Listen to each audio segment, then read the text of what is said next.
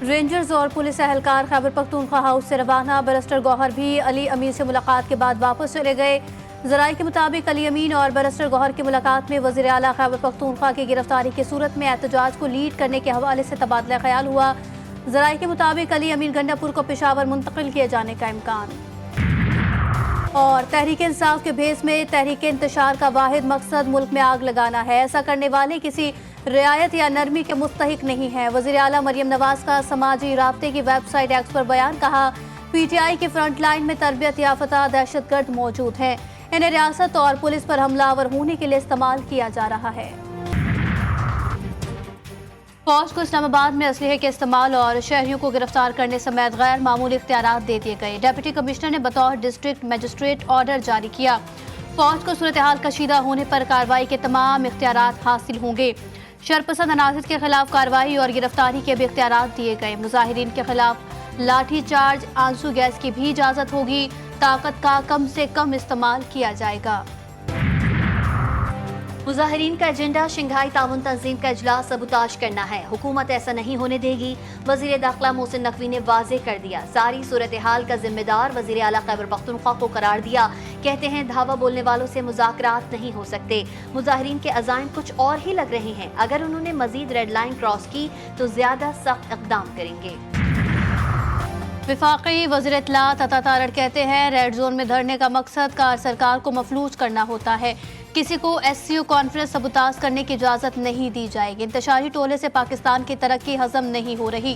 خواجہ آصف نے کہا P T I کا ولی وارث جے شنکر اور مودی ہے، دلی میں جا کر جلسہ کریں، مودی کو بلا لیں، پاکستان میں مسلح حملے کے پیچھے افغانستان میں بیٹھے دشمن ہیں۔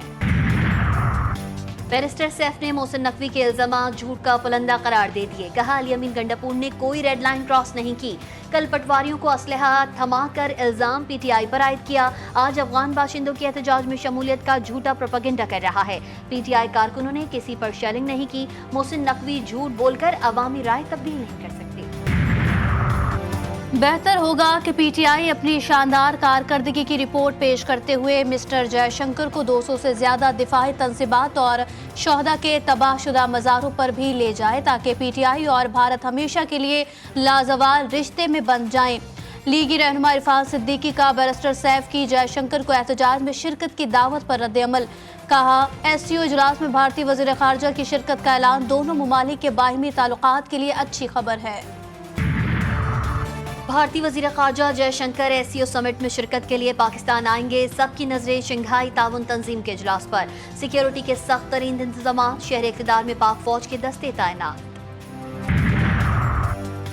یہ تحریک انصاف نہیں، تحریک فساد ہے۔ پی ٹی آئی احتجاج کا ایجنڈا ملک اداروں کو نشانہ بنانا ہے۔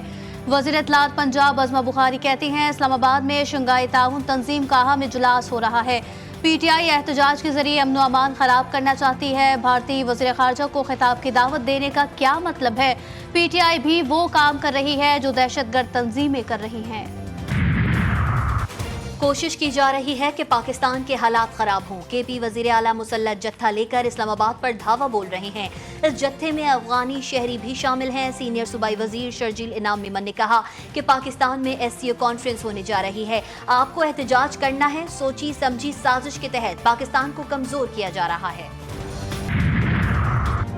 تحریک انصاف کا اسلام آباد میں احتجاج رکوانے کے لیے درخواست، اسلام آباد ہائی کورٹ نے سیکرٹری داخلہ کو ذاتی حیثیت میں طلب کیا۔ چیف جسٹس عامر فاروق نے کہا ہر شہری کے حقوق ہیں، میں خود کنٹینرز کے درمیان سے گزر کر آیا ہوں۔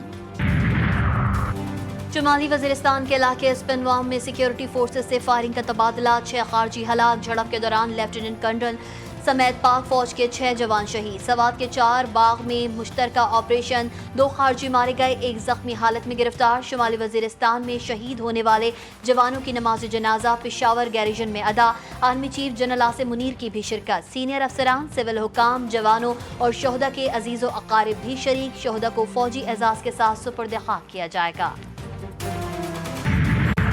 لبنان میں اسرائیلی جاریت بنت جبیل میں اسپتال میں قائم مسجد پر بمباری، شہداء کی تعداد 2000 سے تجاوز کر گئی۔ سہونی فوج نے الصبح زاہیہ اور سیدون میں بم گرا دیے۔ بدافی کیمپ میں سہونی بمباری سے حماس کے سینئر رہنما سعید عطا اللہ علی، اہلیہ اور 2 بیٹیوں سمیت شہید ہوئے۔ صہیونی فوج کا لبنانی شہریوں کو اور حریت حریق سے انخلا کا حکم۔ حزب اللہ نے لبنانی سرحد سے متصل ادیشہ کے علاقے میں دراندازی کی کوشش پر کئی فوجیوں کو ہلاک اور زخمی کیا۔ اسرائیل کے زیر قبضہ شمالی سرحدی علاقوں کفر کفیل کفر جلادی پر بھی راکٹ برسائے۔ سابق امریکی صدر ڈونلڈ ٹرمپ ہوش کھو بیٹھے۔ اسرائیل کو ایران کی جوہری تنصیبات پر حملے کا مشورہ دے دیا۔ کہتے ہیں پہلے جوہری تنصیبات کو نشانہ بنائیں، باقی کی فکر بعد میں کریں۔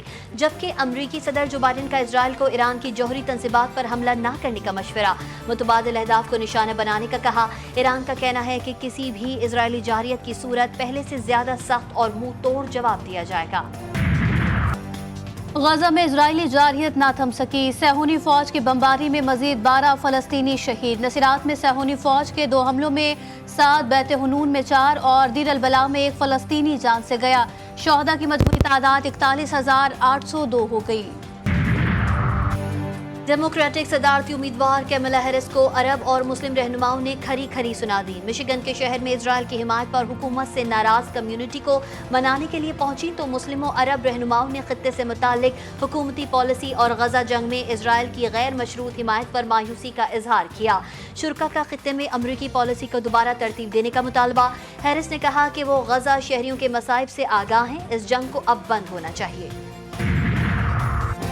امریکی اور برطانوی افواج اسرائیل کی چاپلوسی میں مصروف ہیں۔ یمن میں حوثی باغیوں کے 15 ٹھکانوں پر بم برسا دیے گئے۔ فضائی حملوں سے دارالحکومت صنعا ہل کر رہ گیا۔